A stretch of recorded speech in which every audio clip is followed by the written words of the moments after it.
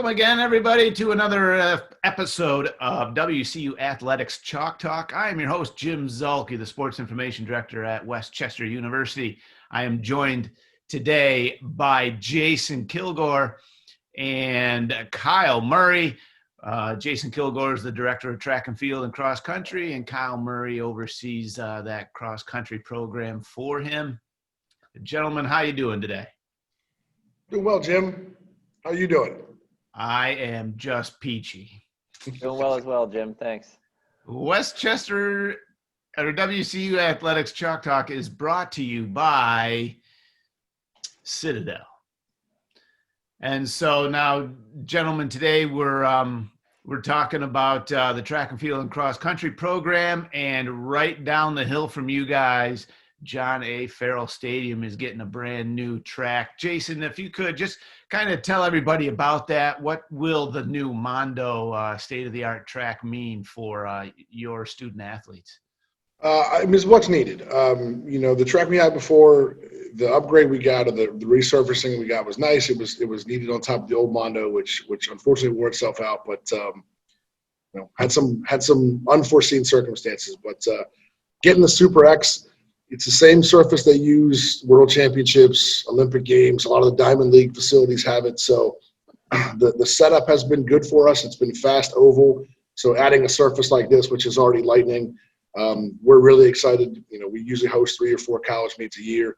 So to give our kids that facility to train on, but also to have the ability to compete on, is something we're really looking forward to. I know our kids are looking forward to getting onto it as well.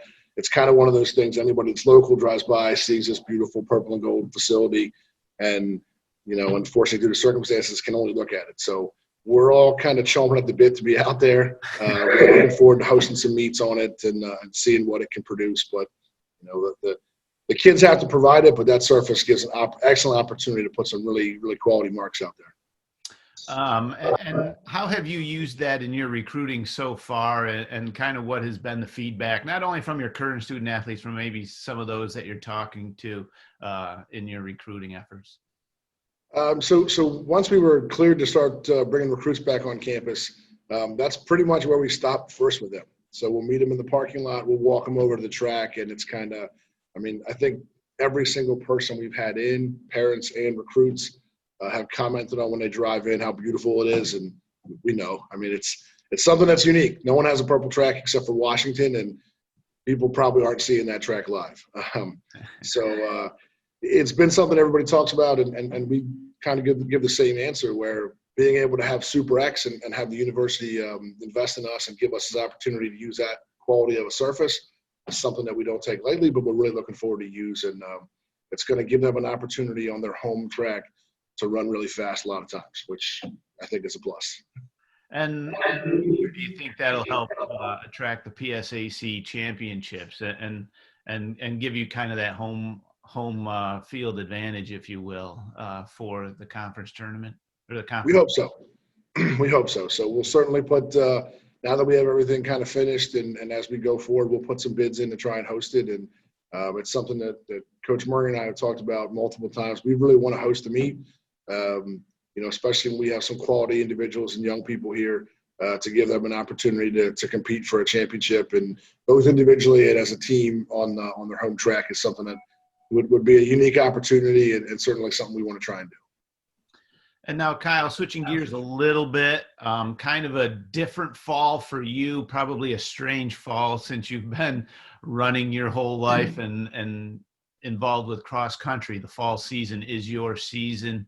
What has been the beginning of this fall campaign for you that you've tried to maybe kind of keep that sense of normalcy going with your student athletes? Yeah, and I think, even for, the whole cross country team, they're part of the indoor and outdoor team. So, the last piece of competition any of them had was, the PSAC championship at indoor. So at Edinburgh, then having the spring shut down. So for most of them, that's their outdoor season got shut down. Then in the summer, with the idea of, we're gearing up for cross country, and then partway through summer having that kind of paused and then essentially shut down as well. It's it's taking a look at, okay, we might not have the opportunity to compete at, at the PSAC level or, on other levels on the collegiate level this fall, but the type of work we can do and the things we can do to better ourselves as athletes and as people doesn't stop because we don't have a season. So, I think, obviously as a coach, it's odd, when it's a 3-season, essentially 3-season sport with cross country, indoor and outdoor, and all of a sudden not having seasons. Summertime's usually a super busy, recruiting time because there aren't meets going on, and then you kind of jump right back in the meets in the fall. But for the athletes, even the summertime, though we're not meeting, is a great opportunity for them to kind of, develop some more of their strengths, but also focus on some of those weaknesses that during the season when we're racing, we might not be able to put as much time into. So just because we're not competing doesn't mean that them as people and athletes can't continue to develop and improve themselves. So, it's kind of trying to find ways to understand that, without a meet doesn't mean we have to change too much about, what we're trying to do as a person or as a cross country athlete. But, obviously it's easier said than done with, so much going on, and, especially during the summer where so many things shut down, whether that's gyms and things like that, or even some state parks or, other, even federal parks or national parks. It's trying to, maintain, the quality that they could get in, but also understanding that it's not as easily accessible as it may be during normal years, as well as that other kind of, the motivation piece shouldn't change because you can't compete, because you're still, at the end of the day, competing against yourself, making yourself better. So that piece should still be there, but it's being flexible with how we get there. And that brings up a good point, because I was going to say cross country probably is one of those sports where you can socially distance and, you can still work out, as opposed to, basketball, where you would need a basketball court per se. You can kind of control your environment, I would think, in cross country, and still get a quality workout in if you can, find a place to run. Yeah, there's the technical piece. Obviously, there's some technicalities to distance running, but I not to knock my own sport, but as a former distance runner myself, I'm going to give myself some leeway on doing that. The technical pieces aren't the same as some other sports. So, if we're talking about pole vaulting, it's really hard to really work on some of that technique by yourself in the, just in open land. You need certain equipment and things like that. Distance running, like if you have a camera, we can work on technique, we can work on, form and things like that. But for a majority of the training, especially with GPS watches and things like that, you go find an open field, we can get some quality work in by yourself, not near anyone, and still get exactly what we'd want to. It just, you're not around other people. So, you got to kind of hold yourself even more accountable than maybe if we were at practice or things like that. And so now, have you given them a workout program, especially now with the virtual CARA that the university is allowing in September? Kind of what's your workout regimen look like?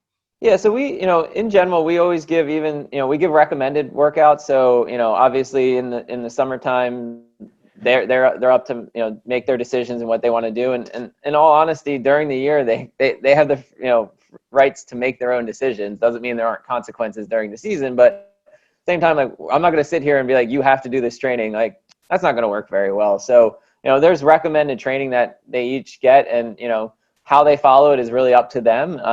And so they're certainly, they know what they can do, and how they decide to do that is kind of up to them. But at the same time, like I was saying before, there's a lot of quality we can get done and still improving ourselves as athletes, even though we're not, meeting in person or we're not having competition. So, because, any gains they make as an athlete today, they can continue building with that, into the spring if we have a spring season, into the summer and into the fall for next year's cross country season and things like that. So it's not like just because the season's on pause doesn't mean that, them as an athlete needs to be on pause, and anything we do now doesn't count, because, especially distance running it's really a cumulative sport. So the more consistent we can be with training, usually the higher likelihood we have of having success. And now, Jason, switching gears with you, some of the things that Kyle brought up that track or that cross country people can do, how have you tried to get around some of those obstacles from the track and field standpoint? And, kind of how we mentioned with the pole vault, or with the long jump, or or hurdles and things like that.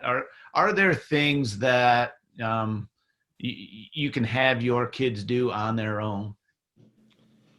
I mean, yes. You got to get a little bit creative, and that's kind of how I know when Ken and I, Dr. Clark, who helps me with the speed power athletes, we've met multiple times, and we've kind of made the conscious decision to be as specific as we can, but very, very general, if that makes sense. I know it's kind of a little counterintuitive there, but kids aren't always going to have access to tracks. I mean, again, people are all over the place. Some tracks are incredibly, kind of guarded, if you will. They don't allow anybody in. They're quarantining, et cetera. Some tracks are open to the public still. Some tracks are just in a field, and there's no way they could, restrict people from using them. So we kind of have that gamut of what's actually available for kids. So we've wrote in a very general sense. So we look at it from the standpoint of what qualities do we need to address. So for the kids that I work with, sprinters, hurdlers, jumpers, multi-event kids, the ability to accelerate is everything. And we spend a lot of time in the fall working on those qualities. If you have a short hill, we spend a lot of time on the hill going down the stadium in the fall that's paved. We use that a lot. It teaches good positions. It teaches the ability to express power. And it's easy to get them in the right position technically. It's harder to express that when you go back to a flat ground. But if kids have hills, they can do those things. The conditioning, not that we want to overdo that, but there is a fitness conditioning element to everything that we do. So we've kind of put some more of that than we might usually do if we were here, because it's easier for kids to execute that on their own without teaching some more technical components. For the jumping events, we have a series of very simple drills that we do every year, like skips for height, skips for distance, a run jump drill that our returners will know, and our freshmen will see a video of likely my daughter doing it that we'll send out. And those things we can use to teach components of it, but in terms of being able to get them on the runway and have them actually jumping, that's something that I don't necessarily feel comfortable. Even once we get everything set up for virtual care and our kids' paperwork is all in, then that was a shout out to our kids that processed that haven't handed the paperwork in yet. But even if they brought an iPad to a long jump pit, I don't know if it's going to have the same. If there's any lag there, it's not going to be the same. So from our standpoint, we just said we're going to get better at the components of it. So basic power development, acceleration development, sprinting, from a strength standpoint. There again, like we have a couple of different routes where some kids have access to a gym and can lift weights and do some strength training. Other kids, whether they don't have access to it or don't feel comfortable, I mean, everyone's going to feel something during this time. And it might not be the same. So we understand that there's going to be kind of a level, a distinct level where everyone's going to be when they get back.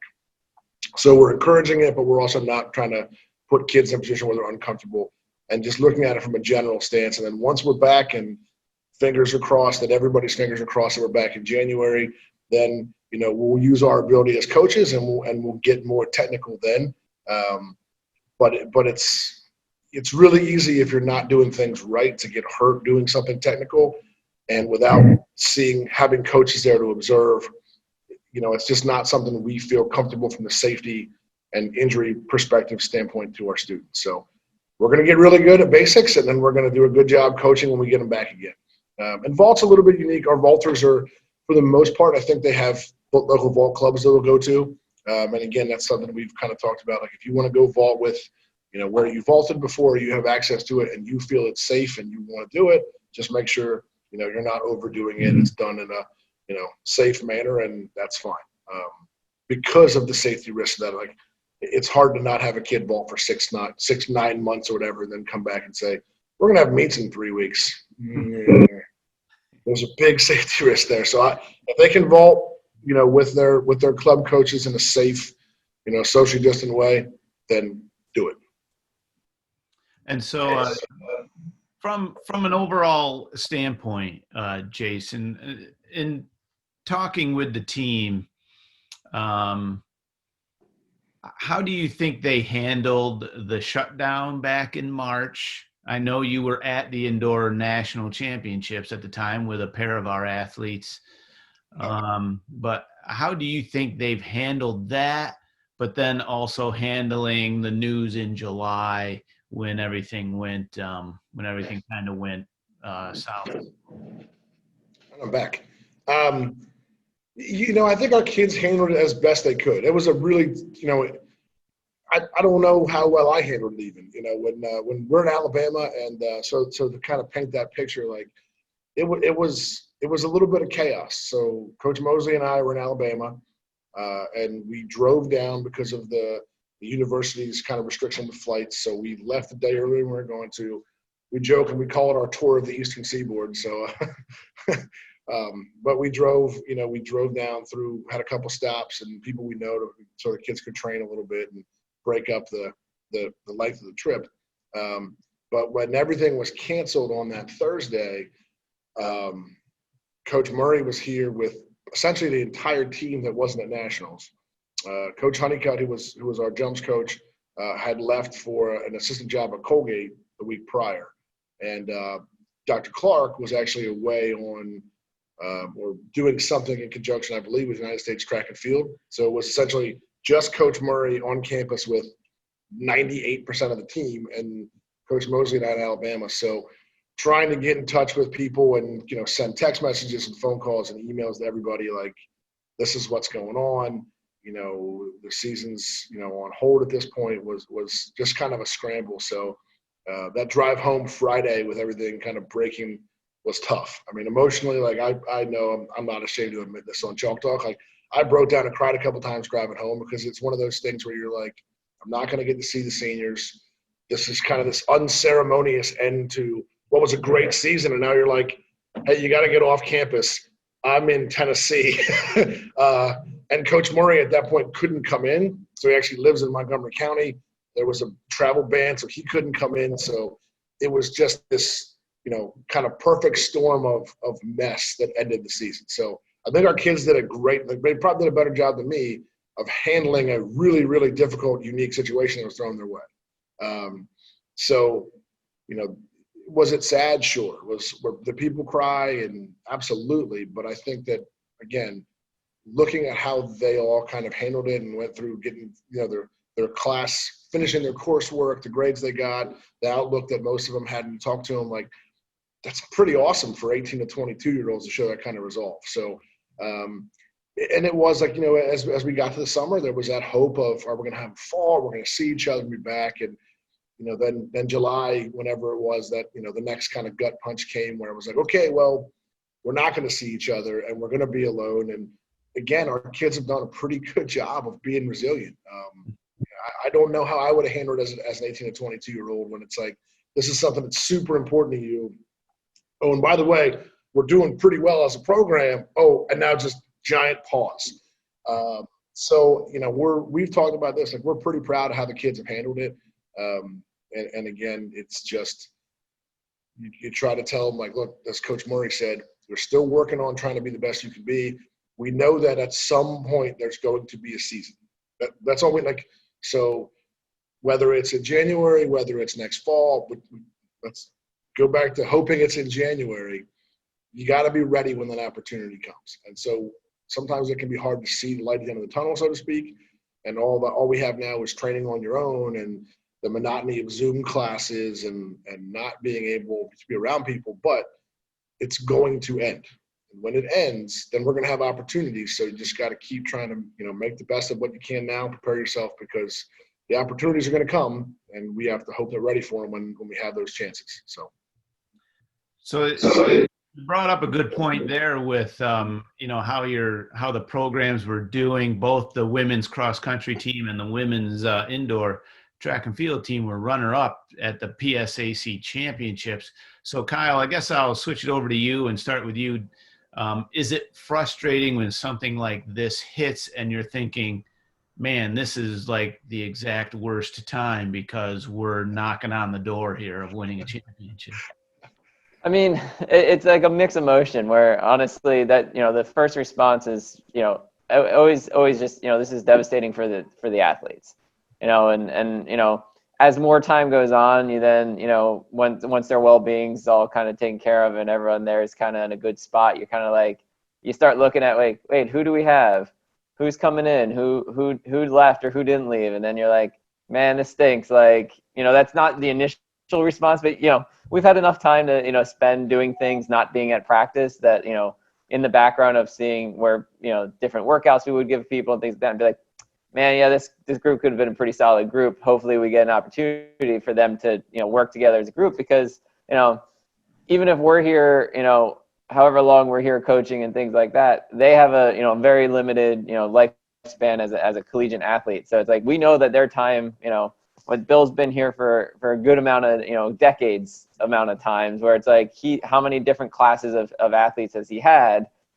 As a coach, you have the potential of having that. As a collegiate athlete, you don't have that. Like, there is a set amount of time that they are guaranteed to have. And so it is, you do look at that and be like, and again, it's more not necessarily like, yeah, as a coach, you're like, yeah, it's great to win championships, but at the end of the day, it's great for the athletes to win championships, and for a group that you can see how they've worked to get to where they're at, and the types of things they've had to go through. You really want them to have that opportunity that they deserve. So it's more, again, looking at them and being like, this group has done the things to put themselves in this position, and now they don't get that opportunity to kind of play their hand and see how it plays out. And that's really the tough part of it. Being a little bit of a, with the coaching piece of it, you're just like, you never know if you'll ever have a group. You gotta think, well, if I don't have a group like that, I'm probably not going to be coaching for that long, because I'm not able to put a team together that a school's going to want. So, you gotta think like, could this be your only opportunity? Maybe, but that's not really the main concern. It's the main concern is could be their only opportunity, and they don't have control over what everyone else is doing. So where I can try to bring in more athletes in future years, they're this age at this point of their career for a set amount of time, and then that's over, and they can't really time travel back to being 19 again and things like that. So it is tough, more so just thinking of how that plays out for them. Again, another thing that they have to, opportunity that they may miss, of all the ones they've already missed thus far due to, the pandemic and things like that. So it's really just feeling for them, honestly. And Jason, I guess from your standpoint, again, you were at the indoor championships with Caroline Lewis and Ralph Casper. Did you ever get a sense from them that, it's really difficult to get to the national championships, and they may be thinking, my only shot was kind of taken away from us? And how do you handle that if that is the case as a coach? Yeah, we certainly had some conversations, and I think that they both, went through that for a minute. And then I think what makes, athletes at that, Ralph was, fourth in the country going into the meet, and Caroline was third. She was only entered in pentathlon, with the mindset of us going in there was trying to win a national championship in the pen, not doing the four other events she would have qualified in. And I think that there's a moment where, as an athlete, you think that, because the world's kind of crashing down. At that point, it was everything that as an athlete's kind of not there for the moment. Mm-hmm. But I think that what makes competitors, like really great competitors, is they can kind of go back to like, no. There was a Michael Jordan quote, and I think I use this quote of the day for our kids, that work ethic eliminates fear. And those are two of the hardest working kids that this is my 17th year doing this. I think when they kind of realize, like, what, nothing's going to change in terms of how we approach things. So once we get our time off and we get back to it, we're going to put the work in. So I think that quickly is eliminated from them, where it's like, no, I can get back here. And you mean, like, as Coach said, and you kind of alluded to as well, Jim, like, you do never know. And sometimes there is, you need a little bit of luck, et cetera. But, I don't think those two worry about it from that standpoint. I think it's more like, let's just try and get better now. So, and to piggyback a little bit, I'll change gears slightly of what Coach Murray said. After, for me, the two biggest concerns I guess I had, or areas that were disappointing or frustrating or, made me sad, was the immediate of Ralph and Caroline were at the national championship meet. And then, as you said about the women, we had 5 seniors on the women's side last year in the spring. And Taylor Pugh specifically didn't have indoor. She was back for just outdoors. But the other 4 of them as well, I mean, they were all pretty hungry to make a run and try to win a championship. And as Kyle said, like they're great students, they're great people. They've moved on. You know, they're graduating, they're in grad school, they're getting jobs, and you just feel for them because they didn't have the opportunity to compete. And that was tough to swallow for me driving home from Alabama. Now, did you have any of the athletes? You know, I know the seniors got a year back for the spring, Yep. but in your sport, that's got to be tough because they don't get a year back in the indoor. They're not, if they're a distance runner, they're not going to get a cross country season back. That's a tough decision for a kid to make, to be like, okay, well, I'll stick it out until April when the outdoor season starts. That's kind of a unique situation, I think, with a track and field program. And did you have any kids that you talked about with making a decision similar to that? I mean, I think they all knew they had the option to do so. And again, I kind of go back to like they've reached that. It's a little bit difficult, I think, when you're 22, 23, and you have the opportunity to graduate it. And really look, we're hyper competitive people, right? Coach and I talk about this, and you and I talk about these things. We want to win, we want to be successful, but what is the ultimate level of success for our college kids? That's graduating. So when they're graduating and then finding jobs, and you know, that's a tough sell to say to a 23-year-old. And we weren't trying to convince them to come back. It was, look, if you want to come back, we will welcome you with open arms. But if you have opportunities, I mean, they had grad school opportunities and jobs and things along those lines, then look, we're going to support you and say thank you for giving us what you gave us, and we appreciate your time, and we know you're going to make the world a better place wherever you're in it and whatever you're doing with it. So it's, like you said, it's unique, and it's not something we're going to, you know, try to force on a kid. And the 5 of them have moved on, and they're going to do great things, and they're going to represent this program at a super high level wherever they go. So we're proud of them for that. We wish we had a spring, but you know, they're awesome people, and that's the most important thing. And so now, final for each of you,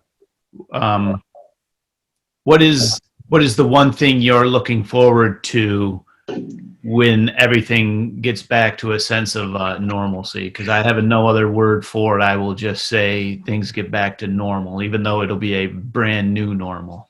But if each of you could just kind of go through that. This is easy for me. It's the people. It's seeing our team. It's being at practice. It's being around the coaching staff.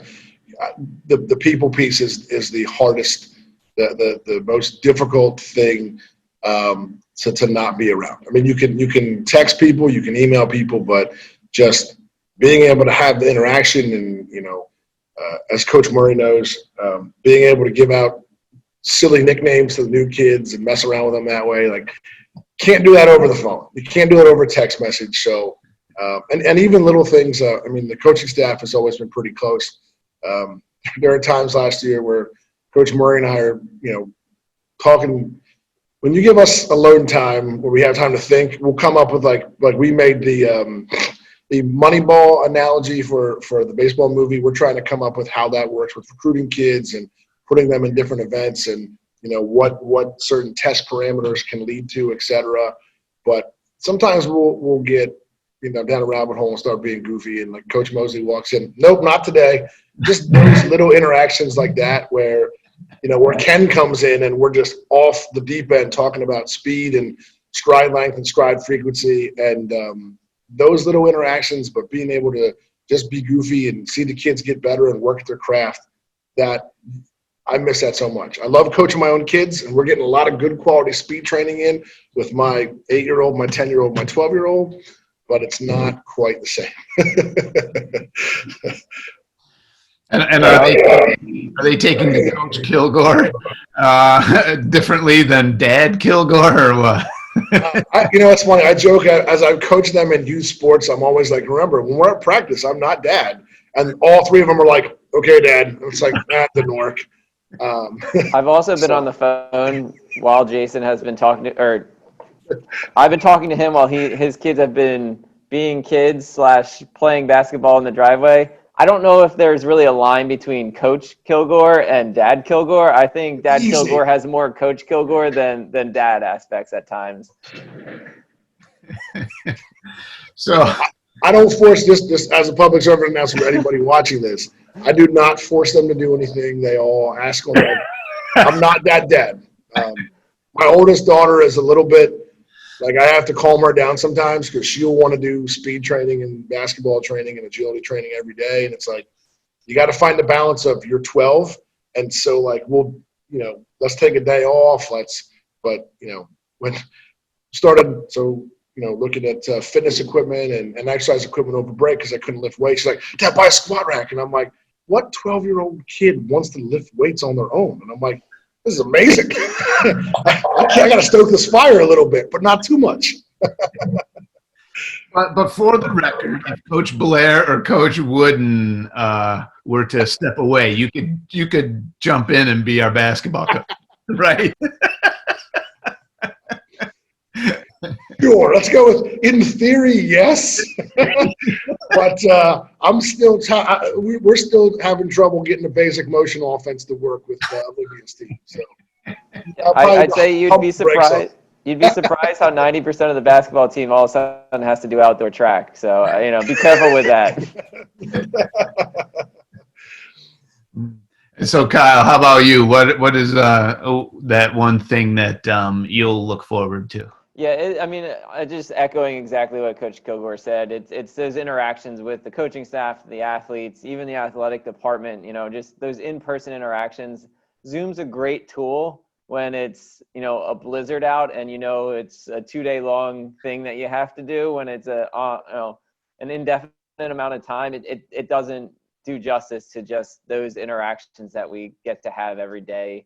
Day in and day out with those athletes, those relationships you develop, the growth you get to see in them, and just it's tough not having that. That's really one of the big draws of being a coach is just seeing getting to meet those people as a shy senior in high school, or as they're a recruit, and then them coming in as a freshman, and then seeing them go on and graduate, and then being alumni where you're like, you have your own family, you're a whole different person than that day you came in and you're like, I don't know if this sport's for me. Just all those little pieces, like, yeah, there's some aspects of it you can get in this virtual way, but it's just not the same thing. And unlike Coach Kilgore, my wife and I don't have kids right now. We did get a dog about 2 months ago.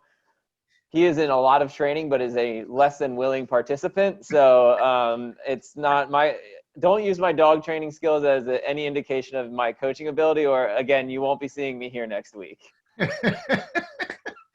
Yeah, when I had Coach Martino on, Coach Martino said, I got a COVID puppy.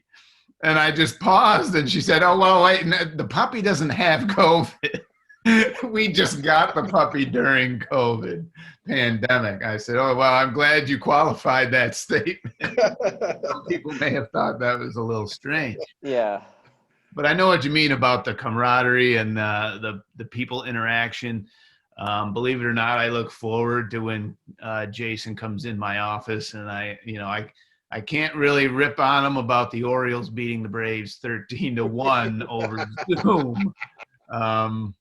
Like I can when it's. We'll just bring up, when was the last time Baltimore won a division title? I'm going to say 2013. I know the Braves are working on their third straight. Jim, we'll also remind you that when we do come in your office, that you said on here, and there's video evidence that you said you do relish that moment where we do walk into your office to talk to you. So, you may be regretting that you recorded this now. Gotcha. That is very true. Well, guys, we'll have to leave it there. I appreciate you taking a Tuesday morning away from your family so that you can talk to your sports information director, who's probably not the first person on your list. This was fun, man. I'm glad we got to do it. Yeah, it was enjoyable. Thank you, Jim. So for Kyle Murray and Jason Kilgore, I am Jim Zulke. We will see you again for another episode of WCU Athletics Chalk Talk.